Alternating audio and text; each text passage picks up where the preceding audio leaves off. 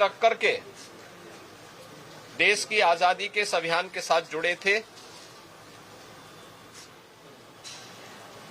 सरकार उन सभी मुद्दों पर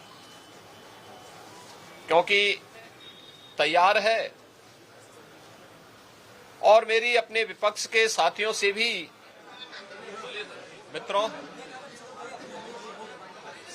उत्तर प्रदेश विधानमंडल का आज शीतकालीन सत्र प्रारंभ हो रहा है। इस अवसर पर सभी माननीय सदस्यों का मैं हृदय से स्वागत करता हूं।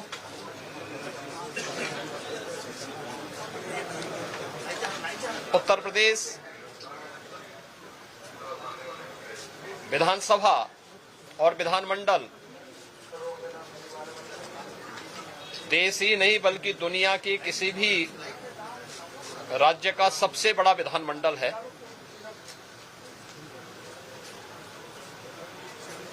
और हमारे लिए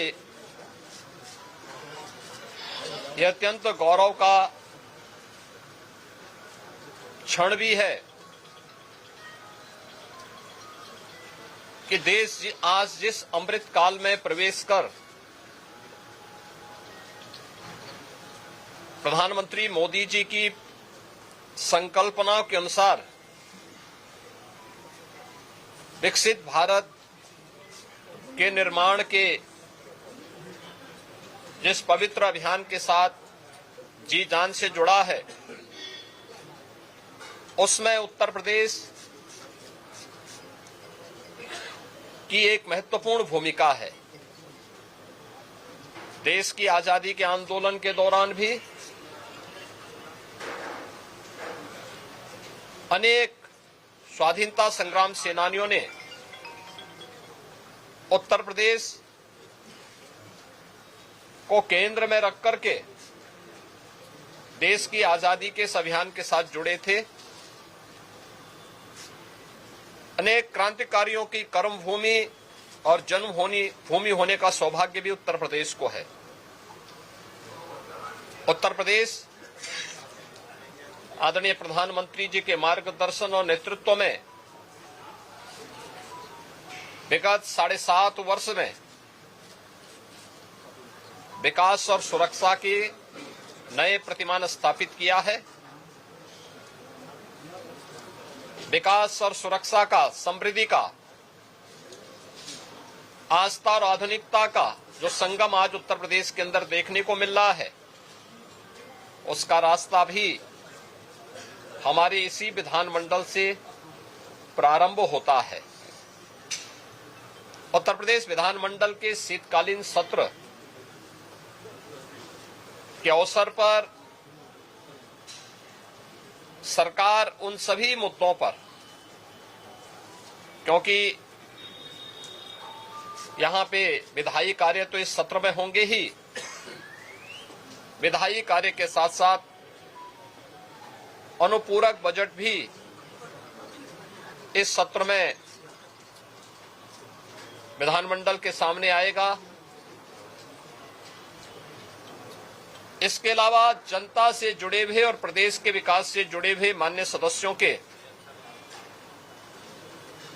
महत्वपूर्ण सुझाव और उनके मुद्दे भी, जो जनता से जुड़े हुए मुद्दे हैं, उन मुद्दों को भी सदन में रखने का एक सुनहरा अवसर माननीय सदस्यों के सामने है। और इसीलिए मेरी अपील होगी सभी पक्षों से कि सदन की कार्रवाई सुगमता के साथ संचालित हो, आगे बढ़े, जनता से जुड़े हुए मुद्दे, विकास से जुड़े हुए मुद्दों पर एक सार्थक चर्चा हो। $1 ट्रिलियन की इकोनॉमी को प्राप्त करने के लिए जिस एक बड़े अभियान को प्रदेश सरकार ने अपने हाथों में लिया है, उसे प्राप्त करने के इस पवित्र महायज्ञ में हम सब भी भागीदार बने, सभी पक्ष भागीदार बने। इस दृष्टि से सरकार सभी का सहयोग और समर्थन इसके लिए चाहती है। इसके साथ ही ये हमारे लिए गौरव का क्षण होगा जब 2025 में 13 जनवरी से 26 फरवरी के बीच में दुनिया का सबसे बड़ा आध्यात्मिक, सांस्कृतिक और सामाजिक समागम महाकुंभ प्रयागराज का भव्य दिव्य आयोजन प्रयागराज की पावन त्रिवेणी के पवित्र स्थल पर होने जा रहा है। इन सभी मुद्दों पर सरकार चर्चा करने के लिए सदन में तैयार है और मेरी अपने विपक्ष के साथियों से भी यही आग्रह होगा कि वे सदन में तैयारी के साथ आएं, इन मुद्दों पर चर्चा करें। हर उस मुद्दे पर जो प्रदेश के हित में, नौजवानों के हित में, किसानों के हित में, महिलाओं के हित में, प्रदेश की समृद्धि और सुरक्षा के हित में होगा, सरकार उन हर मुद्दे पर चर्चा करने को तैयार है।